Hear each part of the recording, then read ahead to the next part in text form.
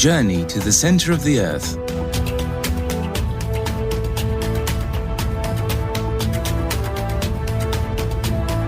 My uncle sat down next to me and spoke with more excitement in his voice.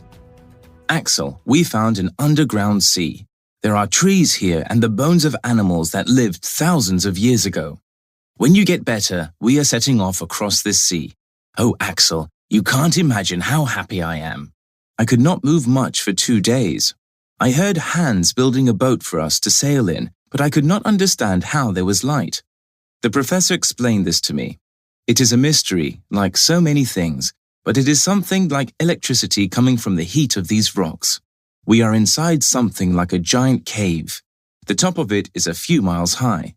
There are even clouds because of the water. I looked up and saw the clouds. I could not see the top of this cave, but it was difficult to believe that all of this was under the earth. When I felt strong again, I took a walk along the beach. There were shells there from a time before man walked on the earth. I saw the bones of something which looked like a huge elephant. I thought, can things live under the earth? Are there any animals alive down here? The boat was ready and we were ready to sail. We left the beach and a strong wind pushed us quickly out to sea. After a few hours on this strange sea, Hans tied the pickaxe to a rope and threw it into the water. The professor wanted to know how deep the sea was. It never touched the bottom. When Hans pulled it back into the boat, its metal head looked different. There were large marks on it.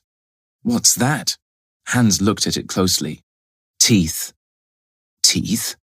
Could something so big live in these waters? The professor looked at his compass. We are traveling south. If I'm right, we left Iceland when we went under the volcano. We traveled under the Atlantic Ocean and now we are under Scotland. That's fantastic. But we're still not going down. I want to go further down. Suddenly, there were huge waves rocking the boat. What's happening? Hans pointed to something dark about a mile away from us. It came closer, and I thought I saw a giant dolphin. I was wrong. It was an alligator. It came closer, and I saw that I was wrong again. It was something with the body of a dolphin and the head of an alligator. It was over 100 feet long. Then I saw a huge snake with a shell on its back like a turtle's. We heard the snake hissing and the dolphin screaming.